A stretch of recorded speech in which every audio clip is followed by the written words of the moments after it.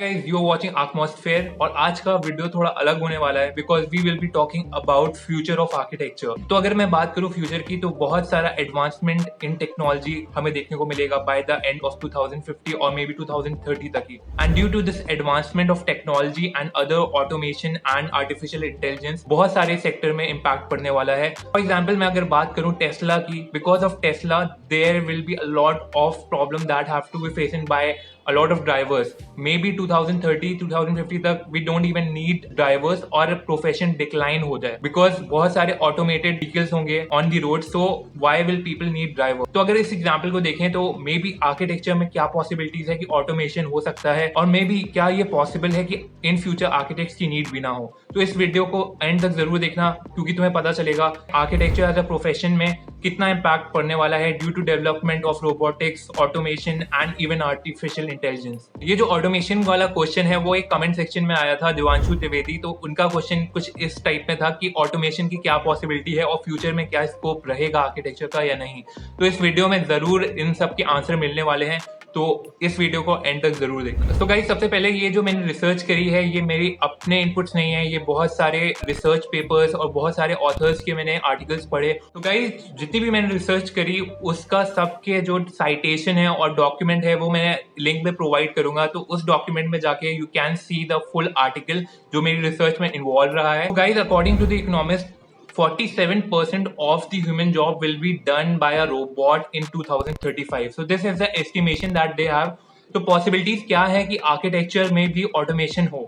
तो first thing that we are going to do is that we are going to a website which is by bbc.com. Like it is created by Oxford University, which tells about the risk of automation in a particular sector.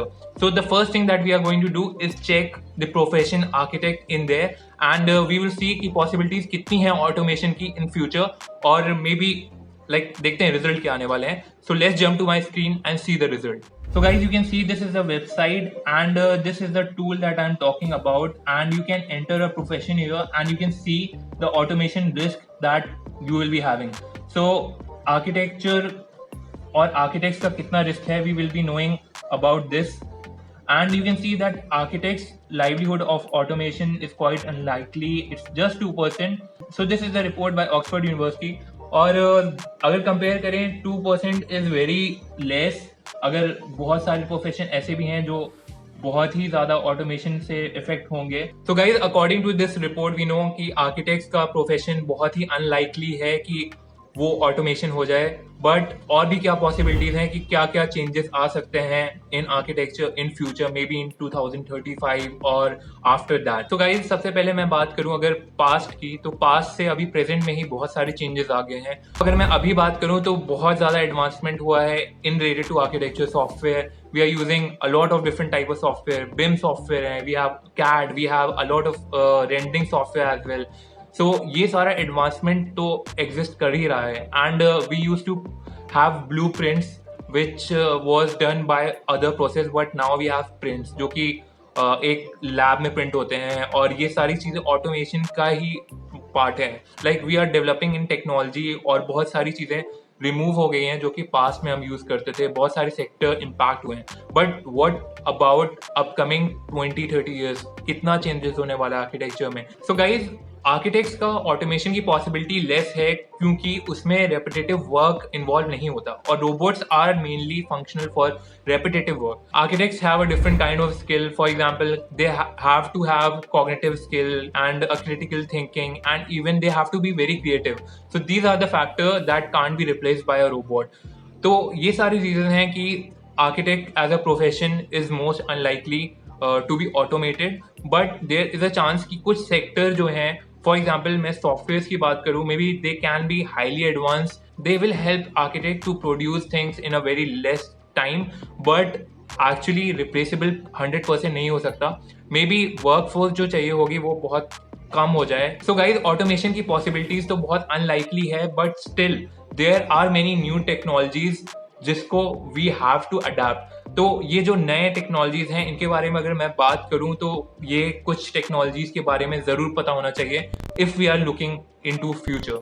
So the first thing that we should know is VR and immersive architecture. So guys मैं अभी की बात करूँ तो VR and immersive architecture will be the next thing that will be evolving architecture. तो अगर मैं अभी बात करूँ NFTs की या फिर VR spaces की या immersive architecture की, ये सारी चीजें इवॉल्व होने वाली हैं एंड इवन पोस्ट पैंडेमिक बहुत सारी चीजें हो गई हैं, like we don't have public interaction and this kind of thing. तो क्या ये VR immersive architecture can replace those architecture? Like we will be needing immersive architecture in future for sure. The next technology that we are seeing is BIM. So building information modeling is the new future as we know, और अभी भी exist करता ही है. तो building information modeling will be more advanced. सिर्फ एक single model में सारे ही इनपुट, सारे ही वैल्यूज, सारे ही कॉस्ट और मे बी बहुत सारे फीचर्स एक सिंगल मॉडल जो कि VR space like for example एक सॉफ्टवेयर में एग्जिस्ट करता है, वो सारी डिटेल देगा. सो this is the evolving technology that will be more in the future. So BIM is one of them. So guys, the third technology that I really love is parametric architecture, because अब क्या हो रहा है धीरे धीरे, it's like you can design thing by inputting some values or coding. बहुत सारे software हैं, for example Grasshopper, Dynamo, they are meant to change the architecture by just coding. Okay, so codes करके you can evolve a different form, you can evolve a different jali or facade or something. Whatever you can think, you can just create them, and it will be governed by some values, and it's like coding and architecture का blend होता है basically parametric architecture. So parameters होते हैं, we can change the parameters and उसके accordingly form change होता है, architecture change होता है. So that's the third technology that is going to develop a lot in future. तो गाइस जो fourth technology है जो आर्किटेक्चर में बहुत ज्यादा ही अभी यूज हो रही है और ज्यादा इवॉल्व होगी, is that use of architecture robot and even 3D printers. So for a repetitive task बहुत सारी जगह आर्किटेक्चर रोबोट यूज हो रहे हैं and even there are 3D printing. So what you are imagining can be printed just by a robot. So it's cost efficient, its impact on environment is very less and it's time efficient as well. So ये सारी technology भी evolve होंगी in future, और may be जो काम आज एक साल में होता है वो मे बी एक महीने के अंदर ही हो जाए by the use of robotics and 3D printers. सो बहुत पॉसिबिलिटीज हैं और टाइम एफिशिएंट ऑब्वियसली बहुत ज़्यादा है. So the fifth technology that will be coming on is related to climate, which is sustainability.